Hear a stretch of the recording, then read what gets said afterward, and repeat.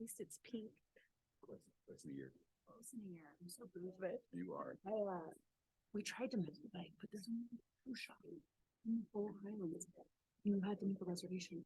Josh, yeah, Josh, and they ride like Oh. crazy piano stuff, like beatbox. Like that's Yeah. what they kind of like to ride. They don't like ride like we do. They're just like bombing Mhm. beatbox. Like that sounds awful. So maybe it was for the best, but that was like one I'd still like thing to have that you was do about it first, so I could be like, all right.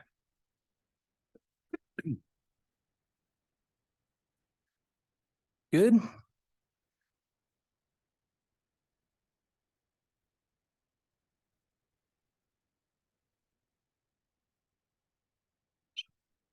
Okay, I'd like to call to order the September 25th, 2023 BOSAC meeting. Roll call, please, Ann. Jeffrey Bergeron, Here. Kristen Joyce, Here. Chris Tennell, Here. Duke Barlow, Here. Nikki La Rochelle, here, Bobby Zanka, and David Rossi. Here.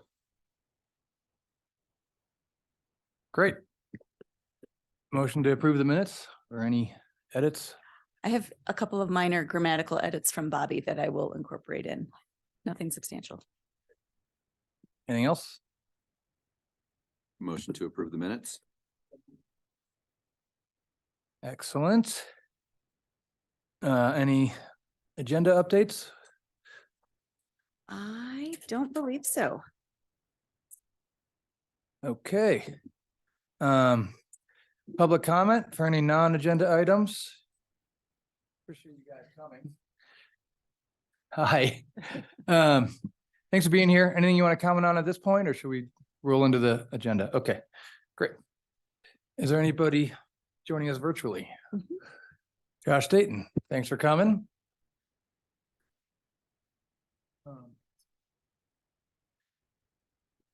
Okay, staff summary, please.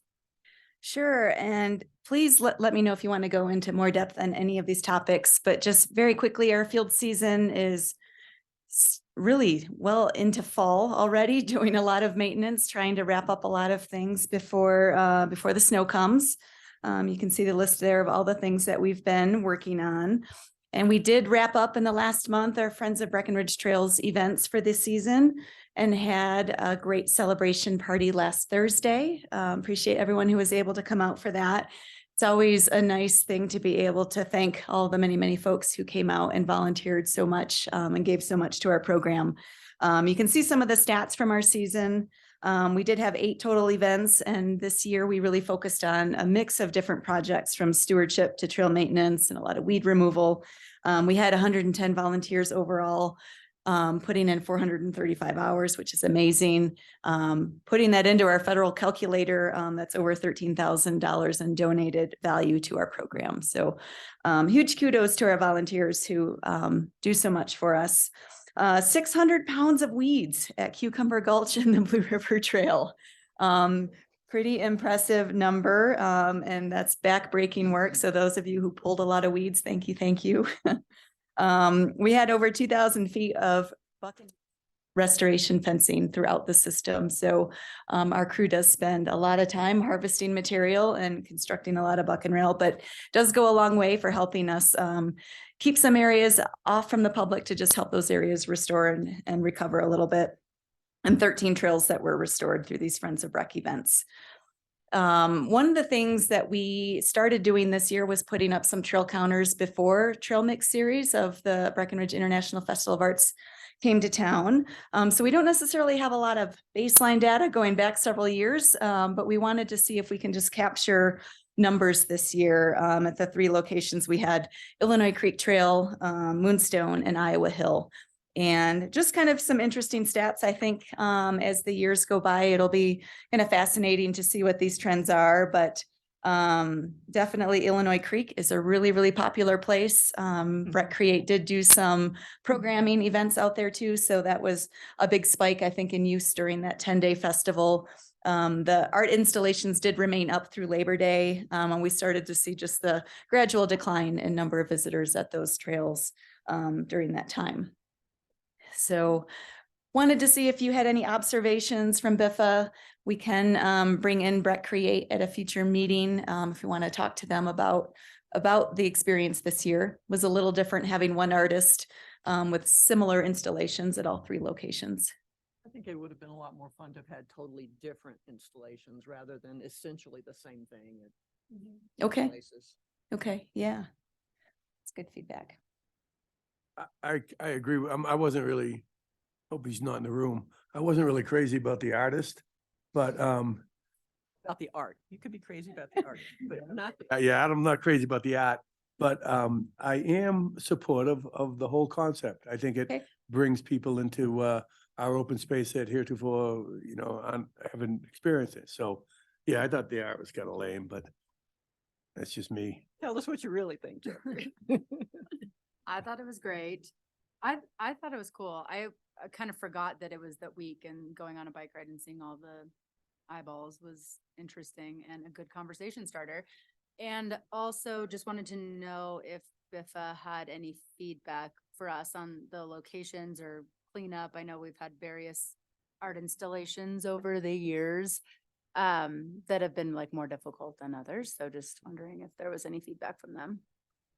We haven't noticed any feedback. They didn't really reach out to us, and we didn't really notice a lot of trail degradation or the soil compaction going off the trail. It seemed like most people stayed on the trail and kind of enjoyed that experience, because sometimes they're like on both sides of the trail, so you're kind of encompassed. Yeah. Yeah.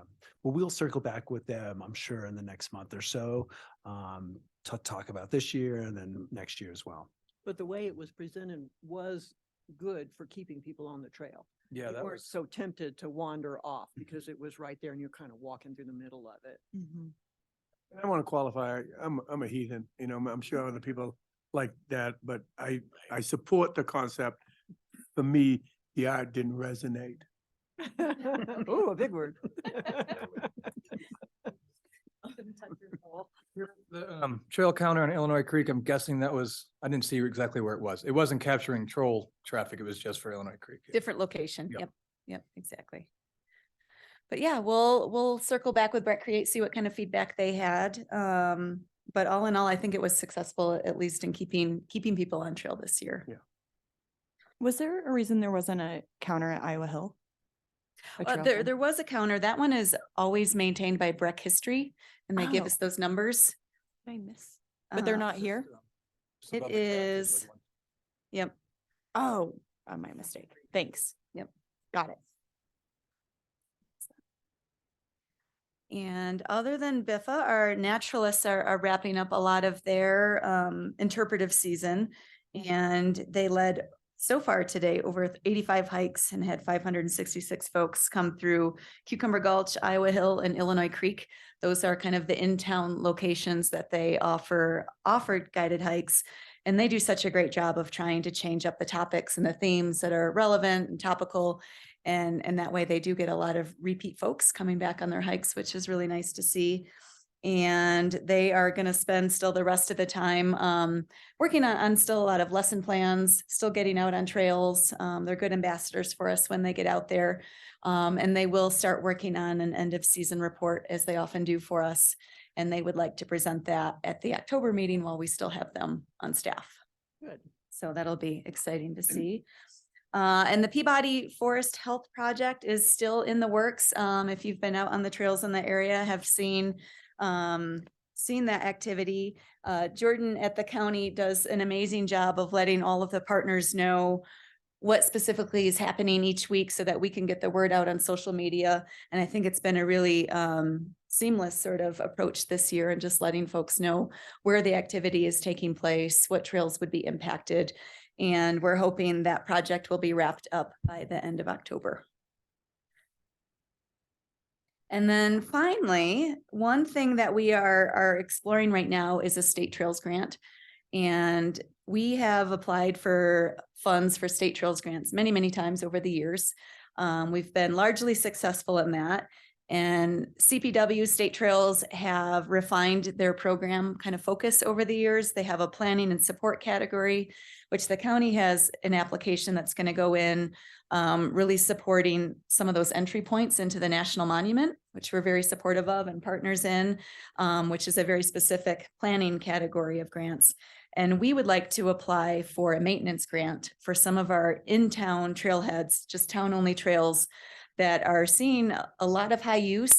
We really need to update and overhaul a lot of our kiosks.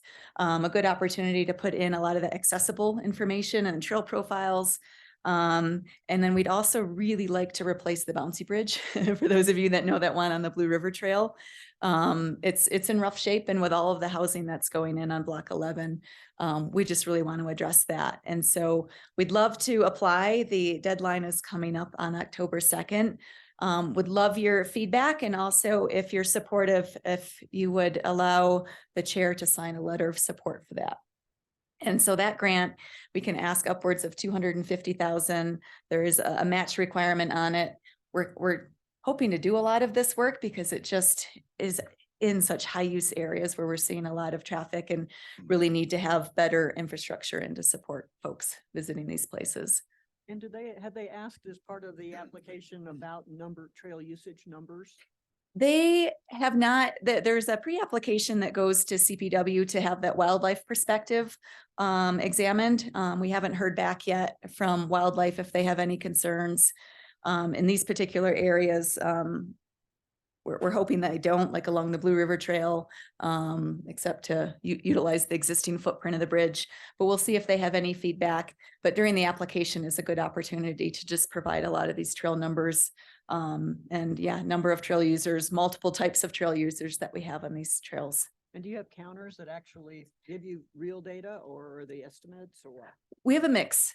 We have a series of counters throughout the area that provide us a lot of good information. So we'd really love to know if BOSAC is in support of this grant application, and we'll get to drafting it. Okay, real quick, just does anybody have any staff summary comments or questions, and then we'll get to the grant bit? I just have comments on the grant. Okay, I have one quick comment that I think the slalom improvements are awesome, and it's feels more fun than ever, but it also feels more downhill oriented than ever. And I think it just struck me with that logging road going in from Upper Flume to Gold Run Road through the clear cut. It sure would be nice to have a connection to Little Corporal from Upper Flume, and then that would just make uphill traffic on slalom that much less. The road works great too. The new logging road. I was gonna, I get surprised with I was gonna bring that up in other matters. I agree. I think sometimes added features offers the misconception that it is a one-way trail. And I think that, I think in the old days, we used to bike up toxic forest, and that was one. And then they decommissioned that and they created slalom. And that was kind of more round trip friendly. And then slalom with the features made it more, get a misnomer that it's downhill, has the right of way.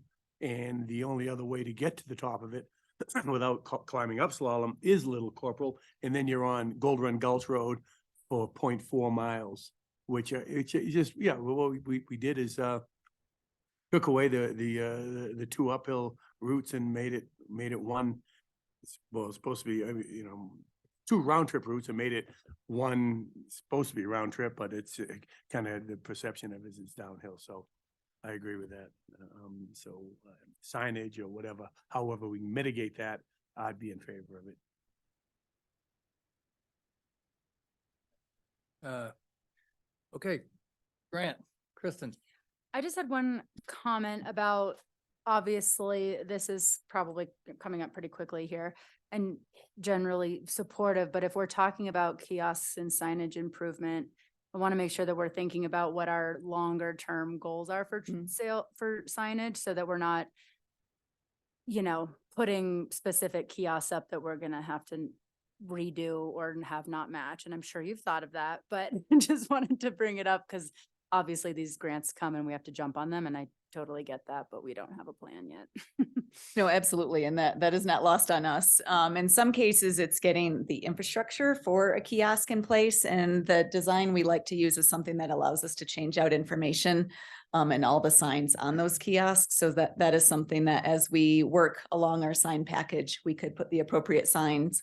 Obviously, we've been talking a lot about trying to get the right wheelchair friendly language and information on signs and maybe even at the right height as well, which has come back to us. So that's something we can start to prep for in this. We also want to make the Trollstigen Trail wheelchair accessible. So we were chatting out on our site visit as part of this, replacing the bridge. But definitely we want to keep that door open for working on our signage plan so that we can incorporate that into these areas, because that's going to be key. You know, and I think, I don't know if Jordan brought it up at the site visit, but in addition to making it wheelchair friendly or accessible, I think with a lot of the people aging, just letting them know that it's accessible for a walker. You know what I mean? You Yes, know, so I true. never even thought of that until he Yep. brought it up, but yeah, you know, because I think, you know, people can be using more and more of those. For sure. That's a good point on just really refining our message. It's not just wheelchairs, but kind of the mobility I don't know access what and you'd call it. but yeah. It's a term for walkers, but Question on this grant. One, is there are the funds flagged for the specific items that we were gonna put on here? So they Yes. have to be Yep. utilized for that. Is there a time limit? on It's when we have usually to 2 utilize the years. funds? Okay. Yep. So it Mhm. doesn't go into our general fund. It's gonna be Mhm. set aside. Okay. Yep. Did you say there was a matching, the 25? Yeah. Yep. It's fairly minimal. I all think things it's, yeah, considered. 25%. And then I think 15% of that can be our crew installing the trailheads used as labor. So it could come down to, 10 to 15% match, and the rest would be us using our crew. And it says 10% cash, Yep. but the description looks like it's not cash that you're describing. That 25% involves a lot of in-kind, but 10% of that has to be cash. Right, okay, so, but is staff time? Yeah, considered that's cash? in-kind. Okay. Mhm.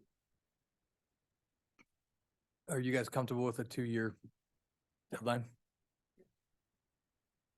Yeah, just an opportunity to get after some of these hard hit areas where we need better signage and better infrastructure. Yeah, I think a lot of these projects, they need to happen anyway. And this is just a great opportunity to use grant funds for it. Yeah. On this, the sign itself, Mhm. Kristen's point's very well taken. Do you, whatever you put in this grant, will you be putting, drawings, renderings, and that's what we're stuck with, or No, just sort of a no. general description of a sign? Exactly. They accept that kind of general description. Okay. Yep, for the So- application. For our Yeah. putting a fire under us to get our sign plan done. Got 2 years, Chris. Yeah. Sure, we're trying to take stock of sort of inventory of all our trailheads, and then it seems like we would have time to do that and then decide what's gonna go in with this grant money. Is the grant, sorry, I'm back again, if that for people. Is the infrastructure and accessibility, is that our goal or is that the grant's purpose? It's our goal. The grant's purpose under this category of grants is maintenance. Okay. Will the county apply to for this as well? They are applying for a separate grant category called planning and support to be able to plan for those trailhead improvements going into the national monument. It's really looking at Quandary and Spruce Creek, Miners Creek, and some other points into there. We're doing signs that point to these signs. And you can only apply for one category? Generally, that's best practice. I guess there's also a limit of how much time you have to put into it. Seems good to me. Yeah, I think it's great. Yeah. If you are all in support, we can draft a letter of support and have Duke sign it on behalf of BOSAC if that works. Oh, he's even got it ready to go. Boy, Alex kinda is confident, awesome. were you? Counting the chickens before they hatch, yeah, right there. Real quick, everybody is in support of this? Thumbs up? Yes. Yeah. Okay, unanimous support. Yeah, thank you for that. On to discussion. So as you know, we had a great discussion in July about our Cucumber Gulch Preserve, the trail that goes through there. And since that time, we've had Friends of Cucumber Gulch come into formation, a group of neighbors who are really invested in the preserve. They are our eyes and ears and great stakeholders for us. And since that time, they have worked with Tony Boone, who is a trail designer, to come up with an option for a trail through the preserve, which if you recall the options that we sort of laid out in July, there's option one, which is sort of the do nothing approach, but maybe try to stabilize a little bit of the existing trail. Option two, which is our strong staff recommendation of rerouting the trail to follow the perimeter of the preserve, which would daylight out at peak 8, and doing so protecting the wetlands and the habitat there. Option 3 is really what their proposal addresses that was included in your packet, and that is a sustainably built trail that still connects to the Peaks Trailhead and basically verges off of our Toad Alley just below the gondola and swings a little bit closer to Ski Hill Road. And option 4, removing trail access altogether. So we wanted to bring this back to you because there is this proposal that was sent to us. I will say it's a tricky thing with this preserve, right? Trying to balance all of our natural resource protection and the biodiversity that we have there, the species that we have there, with providing some recreational access. Over the years, I think we discussed this in depth in 2019 before we had some of our current BOSAC members on, and had talked about a reroute as a way to be able to preserve that habitat. And there was the thought at the time that we didn't want to completely close off access to the public because people tend to appreciate something when they have the opportunity to experience it. So that was the thought process at the time. I will say, having just gotten this proposal, we'd like a little bit more time to really review it and understand it a little bit better. And then from a staff perspective, we work very closely with CPW on a lot of our trail proposals, really looking at wildlife impacts. And CPW has been engaged in a lot of our boreal toad efforts as a state endangered species in the preserve. So we'd want to get their feedback really on any option that we go with to make sure that they're comfortable, they're good partners, they're funders, that they're happy with whichever route we choose to go, and get their feedback. So wanted to bring this out there and see kind of what questions. I know we have a lot of members of the public here. What questions you might have about the proposal that was sent in, any kind of feedback for us, and what other information or materials do you all need to feel comfortable making a recommendation? Question. Yeah. Is what we received here different in design than the option 3 that we talked about previously? Because this seemed to, what the message I got out of it was that it didn't disrupt as much. What I got out of the message of what we had come up with was that it still was it was fragmentation in a different area, but still fragmentation. Yeah.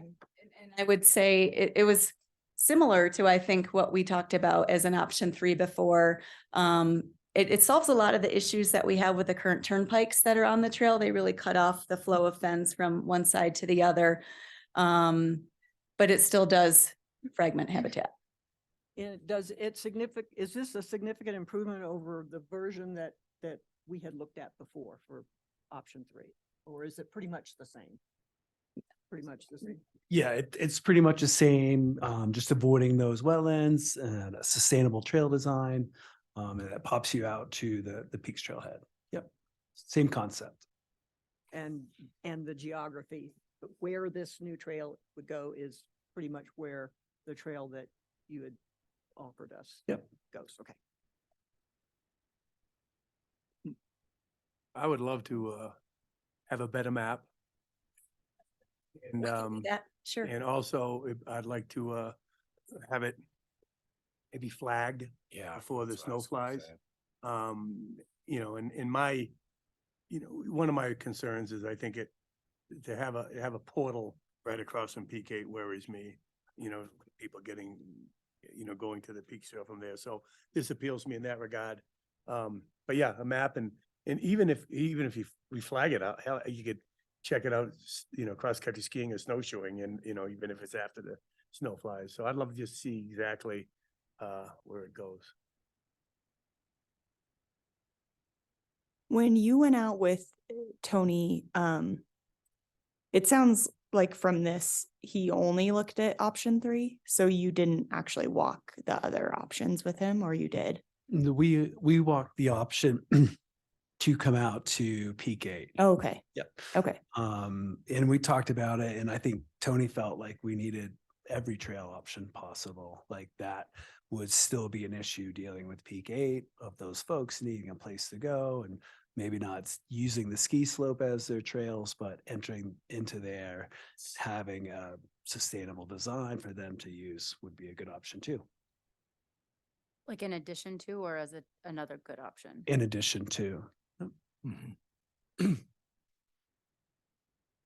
And you said there's still site disturbance and it does sort of bifurcate things a little bit. You've been up there, can you kind of give a? Yeah, I think, from a conservation perspective, there's still concerns from, say, the end of the boardwalk on the preserve, on the existing trail up to the gondola cut. And that isn't changed in this option 3. There's still a lot of water crossings in there and flow issues. But by and large, I would say my main concerns from a staff perspective are just the habitat fragmentation. And we've been working pretty closely with Denver Zoo, CPW on boreal toads, and they spend the vast majority of their life cycle in the uplands up there. And so that's why I would really appreciate CPW's perspective on that and on any alignment through there, just making sure that it's not impacting habitat for a state endangered species.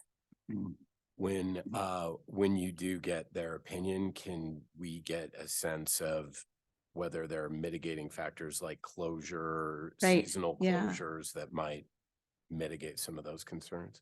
Absolutely. And I think that is a direction that CPW generally is moving into, and they do it a lot in our surrounding counties, but Summit County, we're not quite used to that. We haven't done that, but we had a wildlife regional meeting today, and that was just talking about the potential for seasonal closures, which is going to be different for a lot of folks who aren't used to that.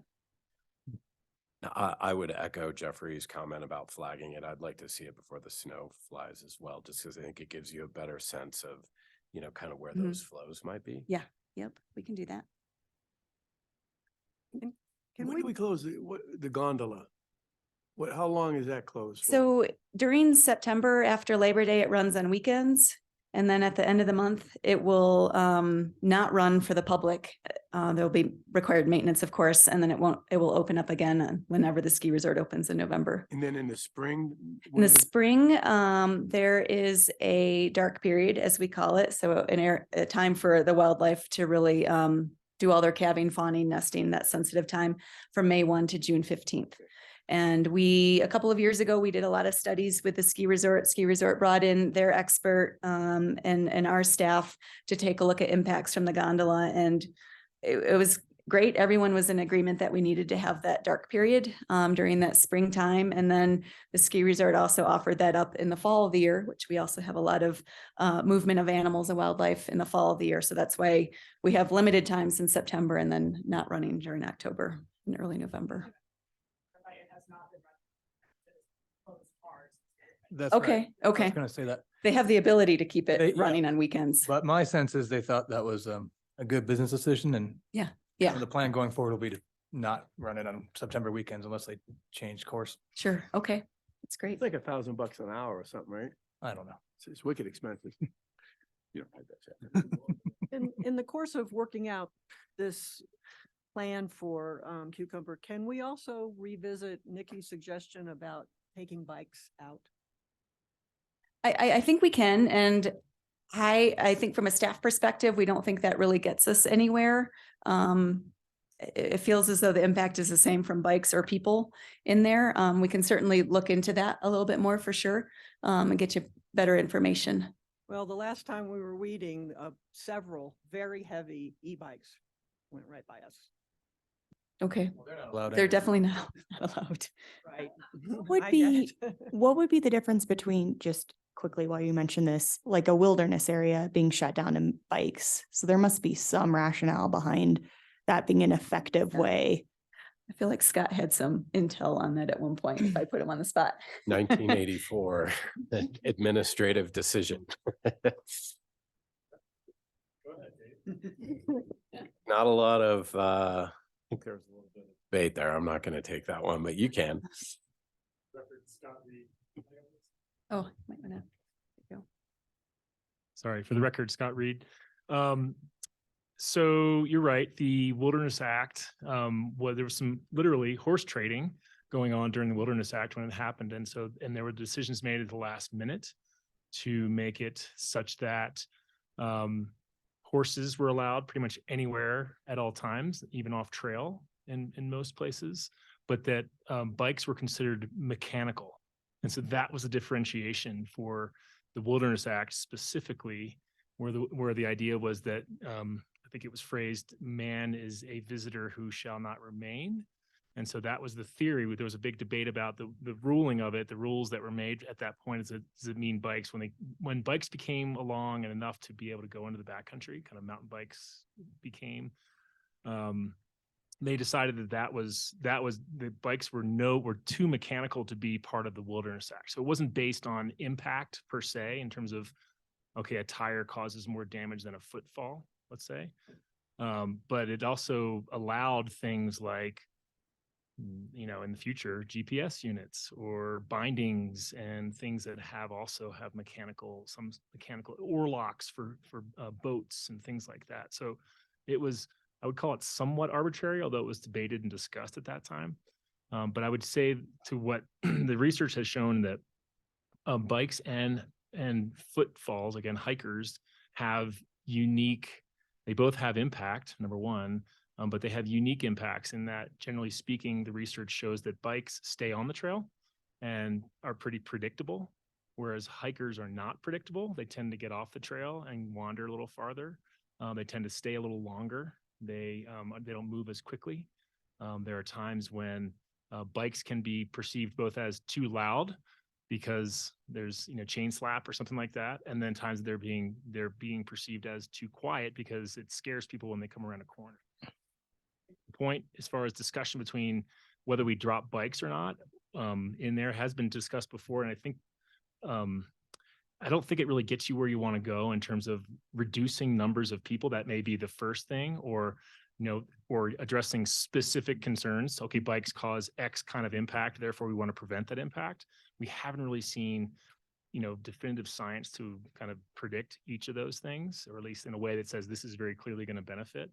The other factor is as we've seen in some of our other hiker-only trails, if you preclude cyclists from being on a certain trail, it doesn't mean that the number of hikers stays the same and you just subtract the number of cyclists that were previously using. What happens then is you get more hikers because they're there knowing that there are no bikes there. So the goal in terms of what exactly we're trying to do in terms of if we were to reduce and say no bikers on that trail, what goal are we trying to accomplish, or what mission are we trying to achieve?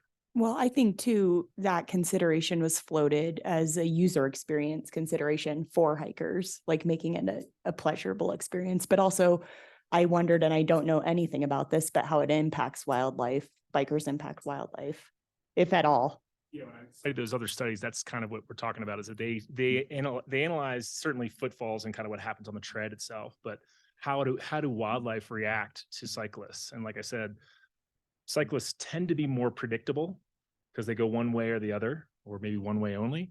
So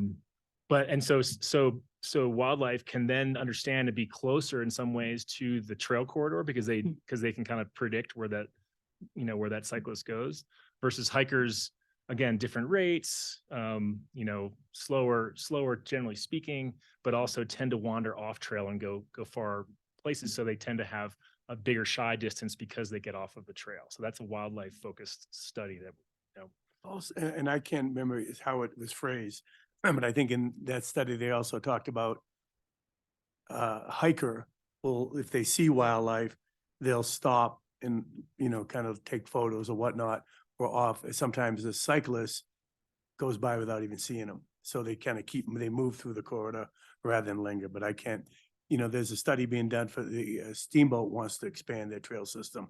And there's a group called Keep Steamboat Wild. And so we've been kind of looking at their studies on either side of the issue. And I think that was one of them that I read. So, but take it for what's it came. Thanks, Scott. That was helpful. Yep. What else? Well, it seems like we're talking about the trail options and then also the collaboration with utilizing this group and Tony Boone. So I think hearing on both those topics would be helpful from people. Or is that how, am Is I? our goal understanding tonight that? to kick a recommendation up, or what's, I would like to not rush a recommendation because I think we just got this proposal. I think we need to have some discussions with CPW. If you all want to get out there and see the alignment in the field, I think it makes sense to do that before trying to rush a decision. What do you think is a reasonable, when do you think you'll have concluded discussions with CPW and have a sense of their? I would love to get their attention soon. It's the middle of a lot of hunting seasons and it's really hard to pin them down. I was trying to have a meeting with one today and there was a bear in a garage somewhere in Breckenridge, so that delayed things. I would hope I could get some movement over the next month, but it's sometimes hard just during this hunting season. Can we take one step back and talk about after, are we done with this? Do you have enough information on this I particular? have a the art? good sense of For- You know what, I should. what all you need. I've been kicking myself for saying that, but that's not what I want to talk about. Okay. We're gonna be getting, if this BGV thing goes through, Oh, we're gonna be getting some money from BGV, either from per head or initial mhm. gift to the Gulch. I would like to down the road explore increasing naturalist presence. Okay. So Can I ask you a question related to that? Are you at all, or is BOSAC interested in exploring, even if it's many years out, some means of enforcement? Yes. In the Gulch specifically. yeah. And maybe that's something we start in the Gulch and move elsewhere in the system. But it seems to come up more and more often that we just don't quite have that enforcement mechanism, and our naturalists are forward facing to the public all the time. They get a lot of earfuls, from the public, and it's hard. I mean, they don't have any ability to cite or do anything other than really educate and try and redirect people. But we might be at that point where we start looking to see what enforcement looks like like. the British policeman, stop or I'll yell at you. The naturalists won't even yell at them. So. Pitkin, we learned that. Yep. Talking at people didn't have the impact that was needed, that a ranger had to be able to issue a citation that had a fine associated with it. And that was the only way you actually got some compliance. And I think we're there. I think we need to start that conversation and Okay. get on with it, because we do have rules there and they're not enforced and it's hurting the Gulch. I think we have a lot of great models from other open space organizations that have rangers in different capacities. Some are seasonal. I think we can look for some good examples and bring back some information, but totally agree. I think our naturalist program is really successful. It'd be great to be able to expand that and consider that enforcement perspective too. And one other idea we kind of talked about at the July meeting when we were talking about cucumber, especially in light of if BGV is providing a donation of sorts. It might be worth chatting with an engineer to see if we can do a full perimeter type trail through the upper Gulch. I mean, it would have to be highly engineered. But if we have the funds and we feel like people really need that alternative, but not cutting through prime habitat, that could be something also that we explore a little bit.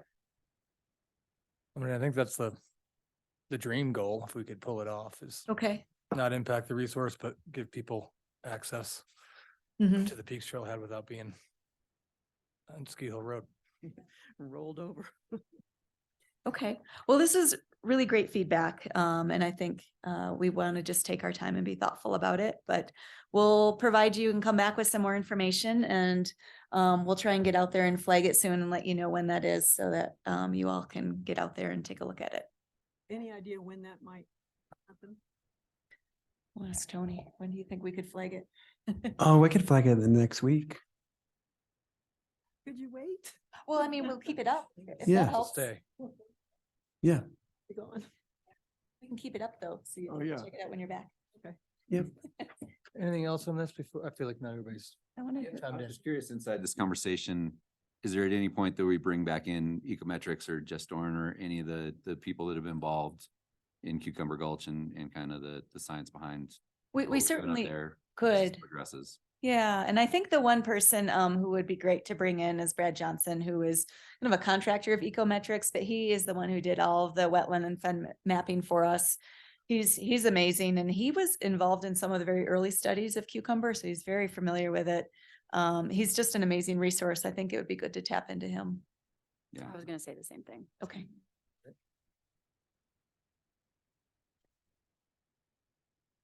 Oh, Have anything else? oh, sorry, no. I guess I was curious if other people had thoughts on the trail alignment.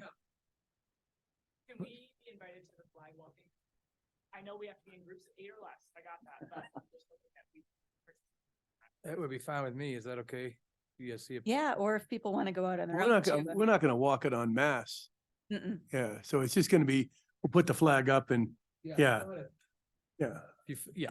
The last site visit. Going yeah. off trail though, so we don't, right, because there isn't a trail yet. Yeah. You could be able to get those coordinates on whatever platform Tony used to kind of nail that alignment. I'm not sure if he used a Venza or we could figure that out. Wait, Tony, I know you already answered this, but now I'm finding myself wanting to hear more detail. How much does this Tony Boone alignment deviate from? You said it doesn't deviate much, but it's No, and Nikki, the one that we drew on the map and walked in the woods was just like a concept of like, here's the area. We know we can avoid the wetlands if we are in this particular area, connect to the trail. So Tony did more of a walkthrough using a clinometer and measuring the grades and doing an alignment like that. okay. Is that? Yeah, that helps. Scott, did you want to comment? I get the sense, You we can don't see want to create a huge he makes a impact. certain face. Yeah, you made the You face, can see the face, the face. We know the face. but why don't you speak for yourself? I would just say be careful a little bit about, kind of people wandering hither and yon, is I think the phrase. Because currently the rule or the ordinance within Cucumber Gulch is you have to stay on designated trails. So just putting it out there that We could organize small groups if that works. that might make a little more sense than just saying, go out, I'll give you guys a map and you can go stumble around in the woods. Just a thought, because it would meet our ordinance But requirements. that said, there's no naturalists on duty right now, are there? There are actually. Yeah, we got to wait till Naturalists are out. later in Yeah. October. You really don't want to get Ella upset. Yeah. How embarrassing. If I get busted. And could we have a makeup session for those of us who can't make the first one? We'll get you out there. Thank you. Have what you need from us at this point? Yeah, Sounds like thank we you. just- That's helpful. For Getting one. this information. Yeah, and thank you, you guys, for keeping this conversation going and putting together that proposal, and we appreciate it. Leave no trace. We have a new expert. We do, and I'm going to turn it over to Tony because he is our official guru of Leave No Trace. So did you guys take the training? Did you have time? Anybody do that?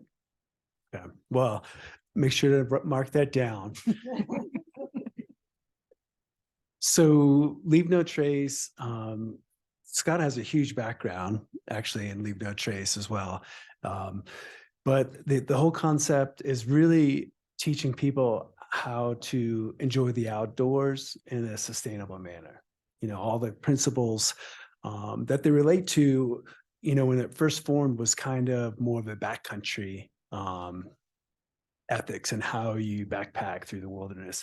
And now they've kind of refined it to more of this kind of a front country zone, high density, high use, and rephrase some of the principles in a way that are relatable. And so with these 7 principles and behaviors, it's more of a way to communicate in a universal language. So when somebody's traveling from a different state or a different country, that we have this kind of universal language that people can understand, they can relate to it and understand the cause and effect as they go out and use our trails.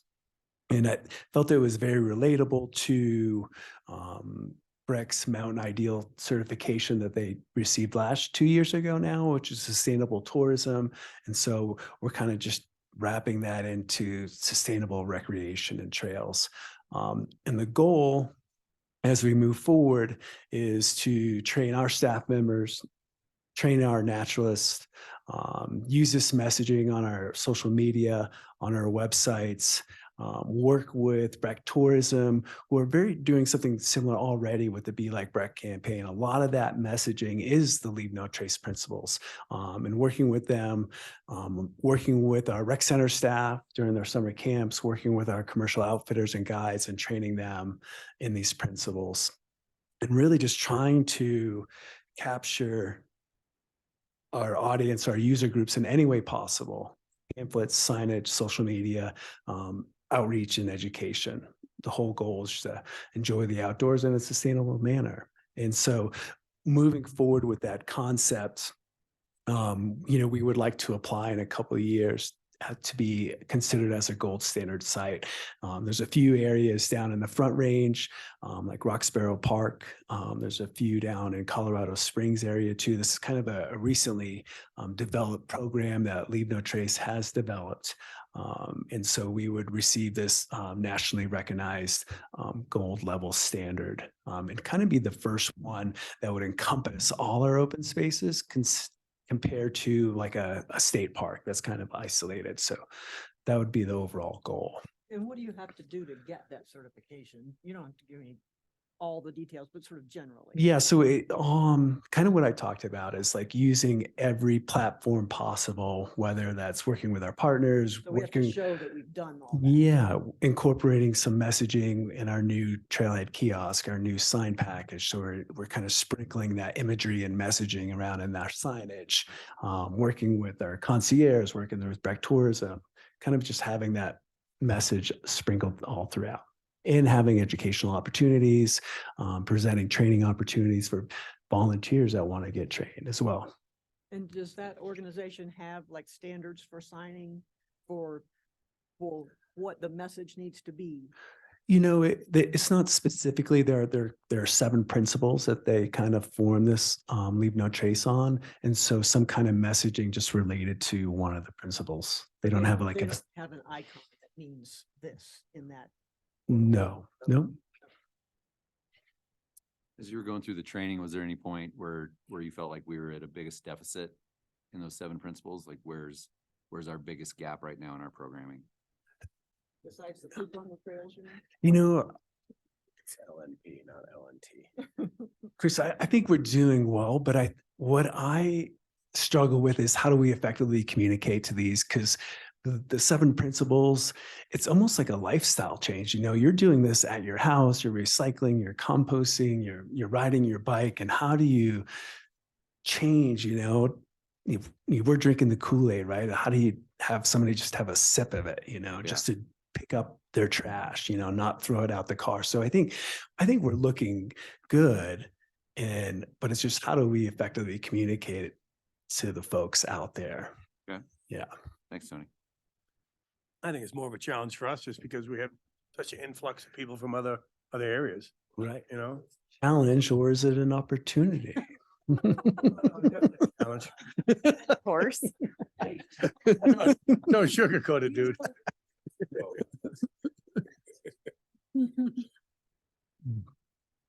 One of our biggest challenges with opportunities with user experience is trail etiquette. And this seems like a great tool to get at that.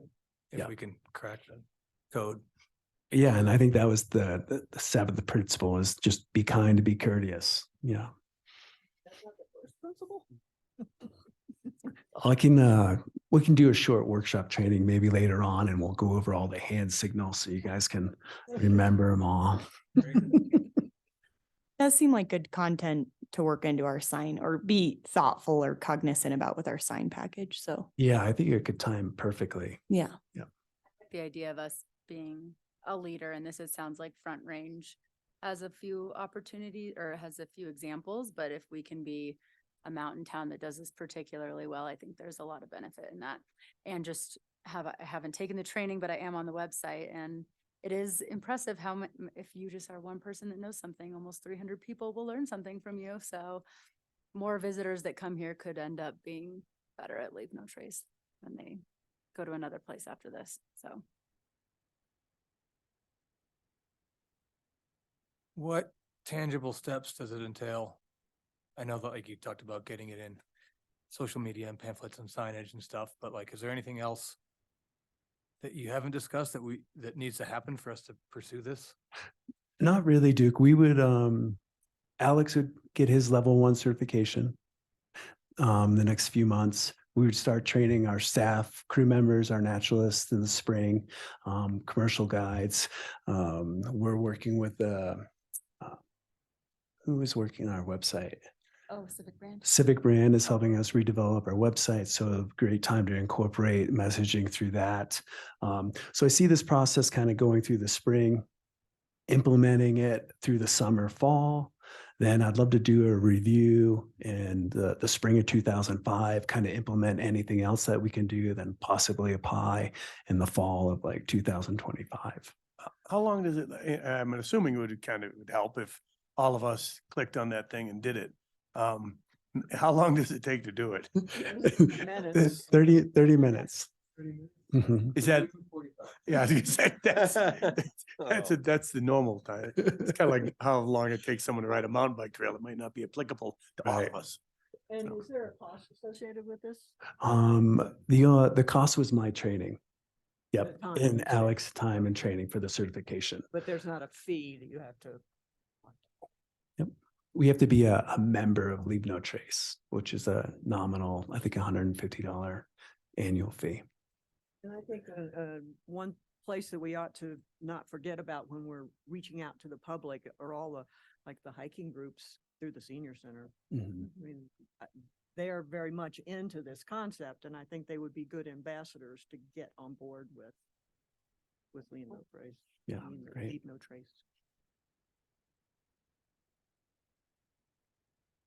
Also Summit Huts. I feel like Yeah. hut trips is how Yeah. that's been ingrained in me since since your first hut trip, is Leave No Trace. So it would be interesting to be able to cross communicate some of that with those groups.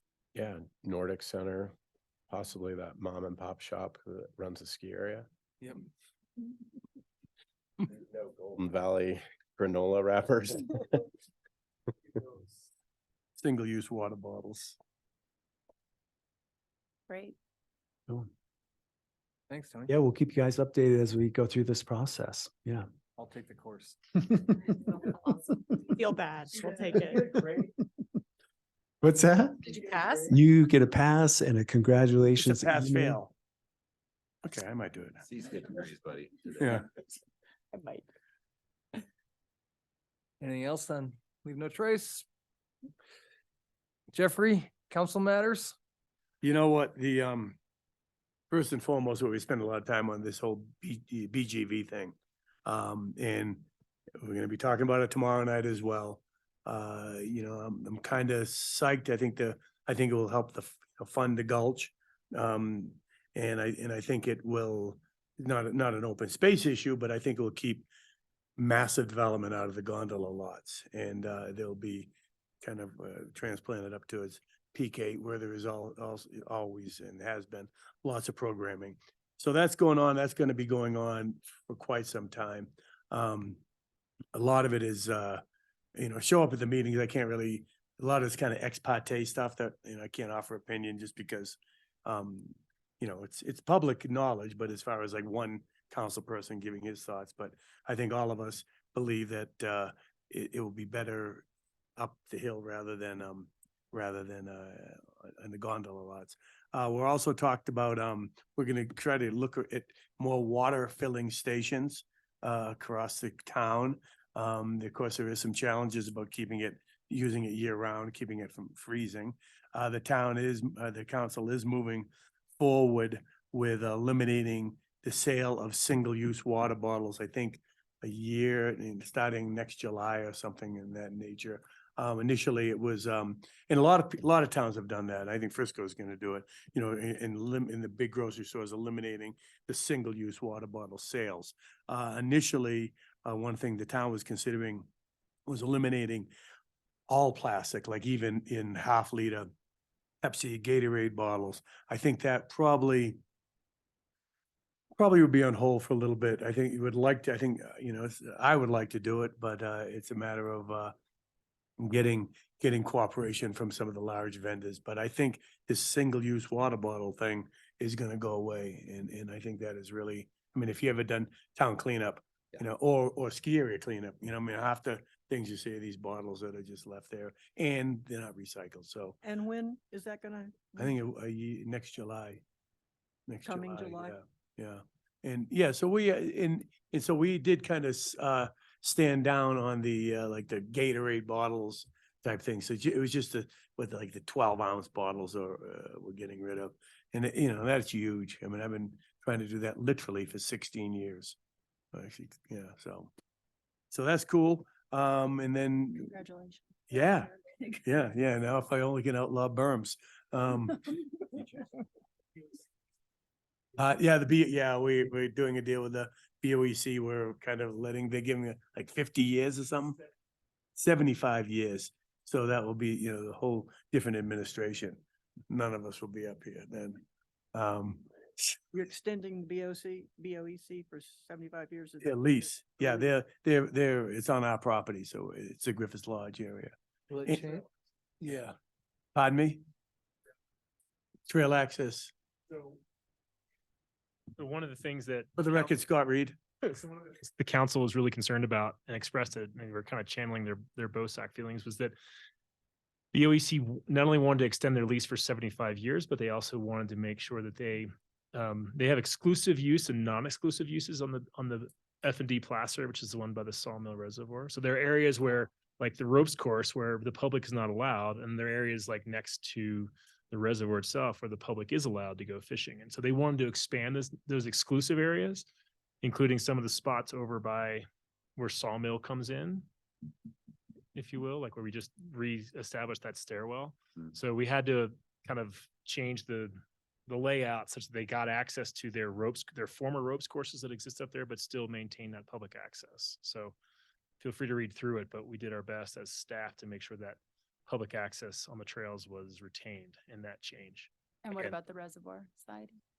Yeah, and again, the reservoir site, it's pretty much the same around the reservoir. Public access remains, but there are certain spots that will be added as exclusive areas for BOEC programming and are not allowed to the public. We just wanted to make sure those did not include public trails that we wanted to retain. Amount of impact. Their programs are expanding, and so this is going to allow them to continue to do what they're doing while maintaining the public access. But it was a you know, it was a jigsaw puzzle, you know, to try to make that all happen. But I think, you know, council is pretty supportive of that. So are they going to get more areas that are are currently public access that will now not be public access? Yes. But not as much as they had proposed? No. When they first drew their map, they kind of forgot about the trails, but so we channeled our inner BOSAC to make sure that public access, the more square footage, more acreage than the programming for the trail access, public trail access stays. Thank you. Iowa Hill Trailhead. Your guess is as good as mine. So Scott Reed, do you know anything about this? It's business as usual. Yes. So the Upper Blue Sanitation is proposing to add 2 units for their workforce. So workforce housing units on their property. The way to get to their property is, well, it basically will come off of town property and it will actually be a new entrance to the Iowa Hill Trailhead, because that's where the development occurs. It's just to the north of the Iowa Hill Trailhead. So as part of that exchange, not only they're going to take away the current access off of Public Works Drive, whatever you call that, that will no longer come off of there, but come off of Airport Road. And then there'll be a left turn, and they're going to expand. The proposal is to expand the trailhead to up to 20 spots and potentially pave it as part of their exchange for gaining access to their workforce housing units across town property. Yeah. So it's good for you all to know, once again, that there's if you go on the council packet, you'll see a design, a rough drawing of what that looks like. But essentially imagine the current Iowa Hill Trailhead, which I would say probably holds 6 to 8 cars, and have it larger and paved, and sort of hammerheading with 2 units of density that what they're proposing. That's still in the planning Mhm. process. Yeah, so I believe the discussion is tomorrow and how supportive council is of the concept. And then they'll have to go through the whole planning process to finalize things, but it's the sort of the first test if council's cool with the idea of doing this. There's no density required because it's a public entity, the sanitation district. So it's not a density question. It's more about providing town access or access across town land. We'll be talking about that tomorrow, and it's here again, I'm kind of reluctant to offer an opinion until I sit with the council. Thank God Scott Reed's here. Thanks, Jeffrey. Thanks, Scott. Other matters? Anyone have anything else? Yeah, it just kind of, are we cool with like how some of this clear cutting that's being done by the Forest Service? I mean, do you guys see what, like Tom's Baby and the middle flume and stuff? I mean, is, you know, there again, I don't know anything about it, but it just, it has a perception of overkill in some, It's much needed. And I think the prescriptions in that area are really thoughtful. So in some areas it is kind of a clear cut, but in areas where we have some good spruce and aspen, it's more of, spot treatment through those I particular think on areas. our land, we're doing it well and kind of, with kind of a good balance of need and aesthetics. But, so yeah, so you're aware of it and Yep. you're up to Yep. speed, and I just get a lot of feedback from the community. Same thing Yeah. with the Peak Trail, what the Peak Trail looks It's like. always a surprise, right? When It's- you see those cleared areas and the viewscape is different and So, yeah, but I do think they're doing great, great prescriptions and kind of what's needed in that area with heavy beetle kill. okay. Yeah. I saw the movie that was part of the Breck Film Fest, the last movie called Yeah. Elemental, which Yeah. was about wildfire. And a big portion of that had to do with clear cutting and whether the science supports its effectiveness. Yeah. And the science doesn't support it. Well, some science, Well, I mean, this was, okay. you know what I'm saying? I mean, you can say that about vaccines too. Some science So don't please, support let's it, not but say that about no, vaccines. no, I support vaccines. What I'm saying is the people that badmouth, that dissed on vaccines, they were quoting science too. And I didn't see the movie, but I can send you a link to it. It's very much worth Yeah. watching. yeah, Because it will make you think a lot harder about whether or not spending the kind of money that we're spending in a state like ours, which has such huge forests, is the best way to Yeah. spend Yeah, that no, money I- to protect the homes. Yeah. no, I don't doubt you. I know there's various ways to look Yeah, at it. but the goal has to be to protect homes. I mean, that's got to be a big part of it. Just putting out fires because you like to isn't necessarily the best thing to do, but Hmm. you do want to Yeah. keep people's homes intact. Yeah. That would be an interesting thing to, and I don't, that might be on the council level, but to have red, white and blue in again to go over what is needed for this defensible space for homes. I think the town and red, white and blue disagree Oh, really? on many aspects. Wow. Wow. Because I think the He's town has tricky. such great, as Mark can probably speak to, requirements for setbacks and number of trees and whatnot. And I think red, white and blue would just prefer to cut everything, Whoa. which changes the view sheds, it changes, Yeah. the character and whatnot. And so I think it's still trying to find a good balance. Red, white and blue didn't say that last night at That's good. after the movie panel discussion, because the movie was supporting a five feet and then less cut back further out. I mean, Mhm. 5 feet is important. Further out, you don't have to have clear cut for your yard.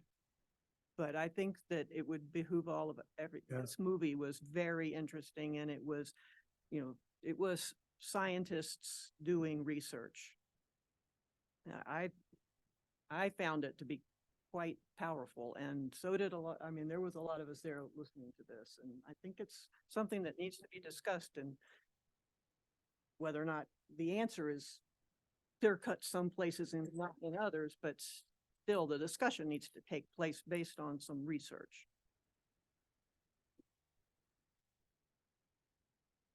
Well, I would imagine the Forest Service has probably done some research. I think it's an interesting perspective to see what else is out there, but obviously what they're doing, I'm assuming, is based in research too. So it'd be interesting to hear that debate again.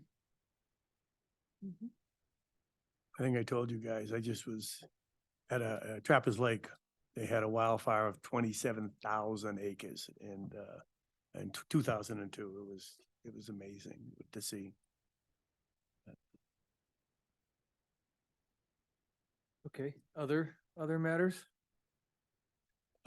We had a meeting today with town managers, and there was a conversation, it's probably gonna come up about the recreation path around the county, and how we might share resources and some sort of jurisdiction, joint jurisdiction that might come out of the OSAC, BOSAC world that, we're finding.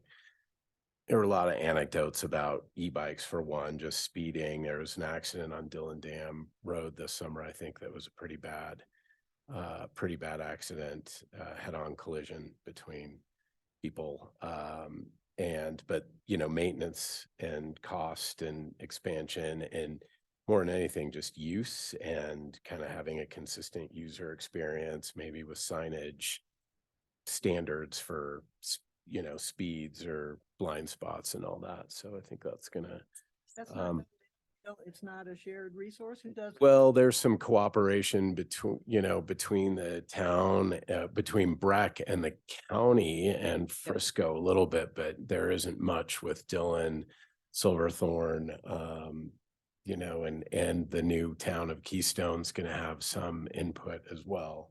So the bike path is a pretty big resource, and it's just, there isn't a group, there isn't any kind of body that sort of shares any kind of standards. I think it's really kind of been a handshake.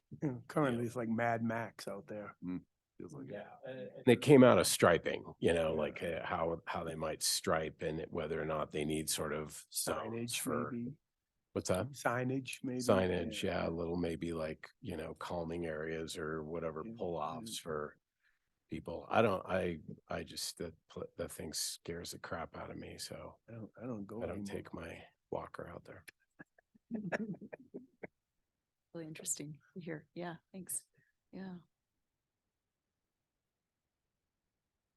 What is our timeline for talking about the soon to be renamed when I do something about the McCain parcel? Oh, I have done some research, but I'm not ready.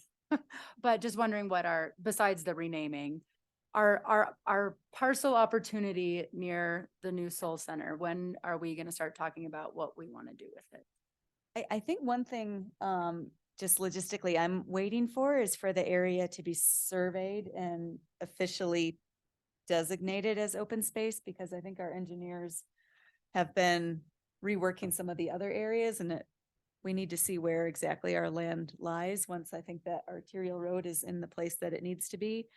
So I've been kind of waiting for that, because I think that affects the total acreage. We initially had about 33 acres.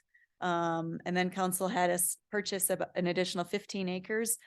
But a good portion of that 15 acres was actually utilized for the new river restoration to give it the sinuosity and the floodplain that it needed. So I kind of need to see like how much space we have to work with as one piece. But I think we should probably start those discussions pretty soon. Sorry, so so last council meeting, there was a CIP discussion about all the capital improvement projects that the town is going to take on over the next 5 years. And so based on that, you can kind of predict somewhat what that time frame looks like. So that road that essentially connects from, let's say, where the Excel gas pad is, I'm talking about with Where we met. Yep. Yeah. So from there to BBC. Mhm. So that road goes in 24. Okay. Okay, so next year, that's the first one. That's about a $10 million expense. And then thereafter, so that's 24. 25 was going to be, they were going to talk about the rec path piece of that too, because with the completion of Alta Verde 2, there's now a need to make that thing connect all the way through. So I think that was looked at for maybe 25. And is that including the intersection?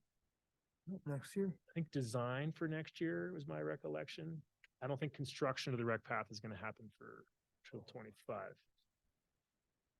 Yeah, so the road goes in next year and the rec path goes in, I believe, the following year. And then there's also some money put in there for open space to put in some of the beginner bike and other multi-use trails in there. Mhm. And I believe the idea was in 26 to give some regeneration, some time frame to come up. So all the seeding and work they've done this year to turn it green will continue. And the idea was not to open the soon to be named parcel until After the really hits not ended. until 2027. To give it a couple more years of growth and then design and then construction of the trails. Again, kind of a trail network, beginner level trails, multi-use was the vision that came from council. And then so reopening to the public in 27. Okay. How much money do you recall was identified for that? It was split between the general fund and open space. I want to say, can't remember on the rec path. I think it was a design and a plug number. And I think for the trail network and trailhead was all discussed. I think that was on the order of $300,000. That's my recollection.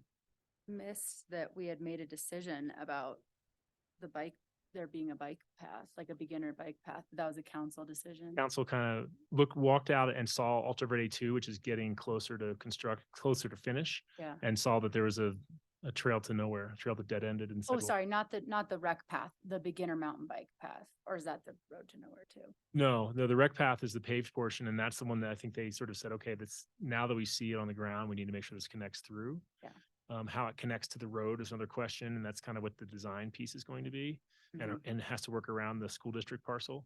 Yeah. The beginner trail network was something that council identified as a priority in their retreat almost, I guess it was in the spring Yeah. of this year. Okay, I missed that part. So, and I think it was something you all had also bounced off of council, and I think they just kind of memorialized it. And then again, through some general fund money, if I recall, and also some open space money to see that come to fruition. And again, a trailhead out there as well.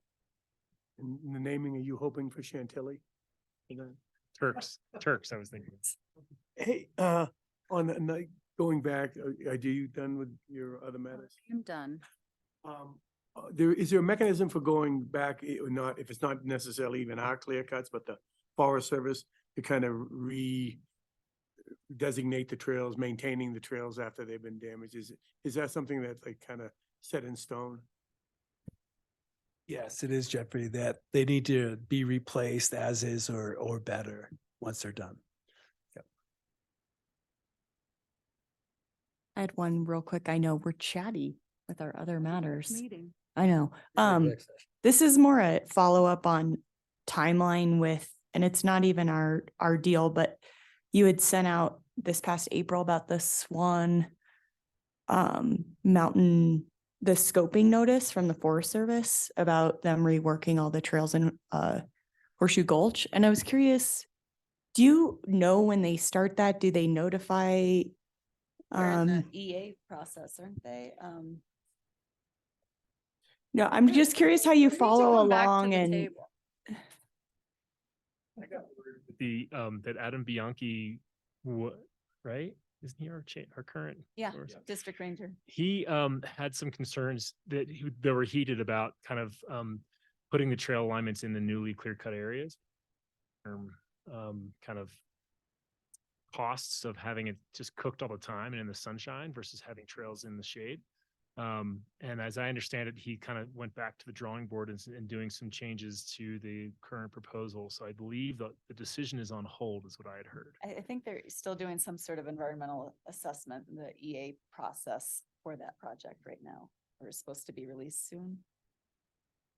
I think they're going to reissue is the answer. They're Okay, not I'm in just out of curiosity, do they apprise you of changes? Like, how does that communication work with municipalities or the county? I think just having regular meetings with these folks, it was mentioned kind of offhand. Okay. recently, But I'll see if I can get some more information. Oh, I was more just curious when that would be. Do they have like 5 years, right? Is that right? Usually. Okay. Okay, thanks.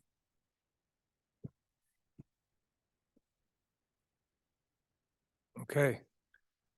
So Duke, I forgot to print out our instructions, but we have them on screen if you don't mind reading for executive session. No, I love reading. Apologies, I wasn't near a printer today. Thank you. We just have to change dates and Okay, executive session, September 25th, 2023. I move that BOSAC go into exec session under CRS 246-4024E for the purpose of determining positions relative to matters may be subject to negotiations, developing strategies for negotiations, and or instructing negotiators concerning a property that town may be interested in acquiring for open space purposes. Do I do everybody in the room? just a list of Oh, I need it. Thank you. Thank you, guys. Yeah. Thank you, Scott. Can somebody second? this? Second. Thank you, Dave. David Rossi, Bobby Zanka, Nikki LaRochelle, Duke Barlow, Chair, Chris Tennell, Vice Chair, Kristen Joyce, Jeffrey Bergeron. Okay, it's September 25th, 2023, and the time is 6:48. For the record, I am the presiding officer, Duke Barlow. As required by the open meetings law, this executive session is being electronically recorded. Correct? Yeah, as soon as I pull it up Okay, on my phone. didn't mean to get ahead of you. Also present at this executive session are the following persons. I'm sorry, Jordan, what's your last name? Mead? Jordan Mead, Mark Truckee, Scott Reed, Alex Stack, thank you, sorry. Stack. Nice. Jeffrey Bergeron, Kristen Joyce, Chris Tennell, Nikki LaRochelle, Bobby Zanka, David Rossi, Tony Overlock, and Lowe. This is an executive session under CRS section 246-4024E for the purpose of determining positions relative to matters that may be subject to negotiations, developing strategies for negotiations, and or instructing negotiators concerning property the town may be interested in acquiring. I caution each participant to confine all discussion to the stated purpose of the executive session and that no formal action may occur in the executive session. If at any point in the executive session, any participant believes that the discussion is going outside the proper scope of the executive session, please interrupt the discussion and make an objection. So we're going to. This. I think is that what we do, Tony?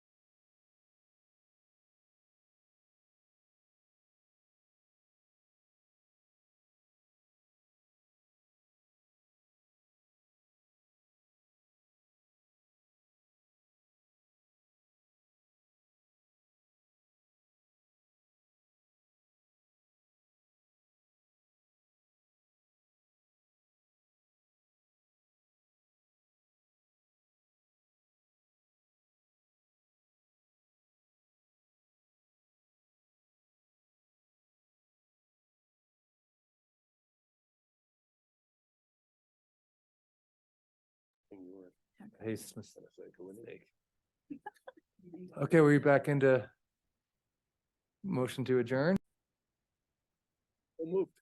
Yes. Great. Yeah. You did so much better on the second day, too. Yeah, I was practice. Nailed it. Appreciate that. Give us. All right. Sad. We'll have to, figure out how to- Thank you, guys. I think we should call Alex Recording. Alex Pancakes. Yeah. I need a, like a funny mnemonic.